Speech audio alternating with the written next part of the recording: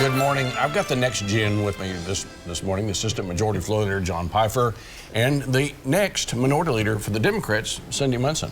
I haven't seen Democrats as excited about something as what happened this week, where really unexpected for most people. The State Superintendent of Public Instruction, Joy Hofmeister, says, I'm switching parties. I'm running against Governor Stitt. Your thoughts? Yeah, this week Joy Hofmeister announced that she's running for governor as a Democrat. And so now she joins Connie Johnson, who's also running for governor as a Democrat. So we will have a primary for the governor's race. I'm personally excited about the energy that I think is going to be in the primary this upcoming election cycle. I will say this, that I do expect our Democratic nominee to stand up for public education, affordable, quality health care, and also an economy that works for everyone. And that's something that we as Democrats have talked about. We'll continue to do that in the next session and in the election cycle coming up in 2022. Also, Republicans are annoyed. So let me ask you this, Mr. Leader. We had this situation where she basically took an old Ronald Reagan quote, which was, I didn't leave the Democrat Party left me. She essentially flipped that and said, you know, I'm the same person I've always been, but there are things happening inside of the Republican Party I just don't agree with. What are your thoughts on this? Well, this may be a crazy situation, but the facts are pretty straightforward and simple. What we're seeing is a statewide elected official who wanted to run for governor and realized she can't win a Republican primary, so she re-registered as a Democrat. And let's be clear on something here. Joy Hofmeister is no Brad Henry. In her 6.5 years at the State Department of Education, we've seen lower test scores, worse outcomes, and one debacle after another, most of which have been properly documented and talked about by my Democratic colleagues across the aisle. It's definitely going to be a crazy situation, but it's politics, nothing more. Okay, well, we got 14 months of fun in front of us, I'll tell you on that one. All right, one of the issues that the superintendent's been talking about, mental health issues inside of our schools. We just completed Mental Health Awareness Week. John, your thoughts about what the state's doing on that issue? The state's doing a lot, and I'm glad we get the chance to talk about this. This is kind of an awkward subject to talk about, at least for a lot of us in rural Oklahoma. Recent studies have found that people involved in agriculture are 3.5 times more likely to commit suicide than the rest of the general population. This is a statistic that we just can't allow to stand. There are resources out there. I know how tough this job is. I know how hard and lonely this job is, but there are resources out there from the state. There's resources out there from agricultural organizations. The American Farmers and Ranchers has a program where you can call and talk to other farmers. This is something, the world's better with you in it. All right, mental health awareness is really increasing across the state of Oklahoma. I think all the way back 25 years ago when I first met Jeff Dismukes, all right? So I know a lot more about this than I did. Do you think we're getting there in Oklahoma?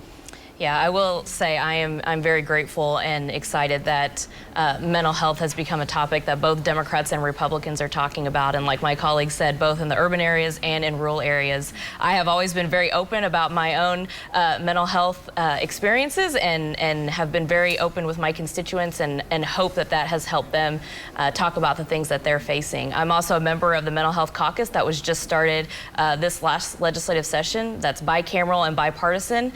And I'm looking forward to what we will continue to do when it comes to mental health here in our state. Coming up, that mean old loft group strikes again. Our next half hour. All right, so who is loft? We've been talking about loft for many years, the Legislative Office of Fiscal Transparency. This week, they went after DHS, this waiting list. John, explain to us what the controversy is. Sure. The DDSD waiting list, which has been another bipartisan issue. I know Leader Munson, Leader Eccles is something they've worked together a lot on. Basically what it is, we give money to DHS for them to administer the program. Where the controversy has become is there's been a little slowdown in whether DHS is actually taking the $5.2 million we've appropriated to them over the last couple of years and doing what the legislature says they're to do with it. That's where LOFT comes in. This is a new tool that we've had to make sure taxpayer dollars are being spent in the manner that the legislature says they're supposed to be. There's not always going to be Republican love between the executive branch and the legislative branch. And this is one of those issues. I remember back whenever they were going through the 4 or 5 years ago, whenever there was the budget shortfall, the waiting list is a big issue then, big issue now. Yes. Yes. Like Representative Pfeiffer said, I am a co-chair of the waiting list caucus. This is something that I've been working on since actually before I ran for office. This is when I first started hearing about the waiting list when I was knocking on doors. And so it's something that's a personal issue that is important to me, and I know that's important to the legislature. And what we saw this week in the Loft report is that there are millions of dollars that are unaccounted for. There's a lack of transparency and accurate data that we're being given. That information is very important as we continue to make these financial decisions. We want to do right by Oklahomans. We want to ensure that these folks get the services that they deserve and that they need. All right, so I guess we'll be hearing more about that in the next session. Our last topic is basically the Treasurer's report this week. It's so different than the rest of the country. The rest of the country can't find people to fill jobs. In Oklahoma, the Treasurer is saying we've got record receipts coming into the Treasury. What's going on? Yeah, that information that came out from the Treasury was very encouraging, and I'm grateful to see it. I will say this, that I think in order to continue to have those good outcomes when it comes to our economy is ensuring that folks are being able to go back to work, especially after this COVID-19 pandemic, and ensuring that we put the resources in place like childcare and making sure living wages are provided for workers regardless of what industry they're in, so they can continue to go to work and continue to contribute to our state, and we can fund state government as we should. Some real good news, Mr. Leader. Yes, it is. What we're seeing here is the product of Republican policies in action.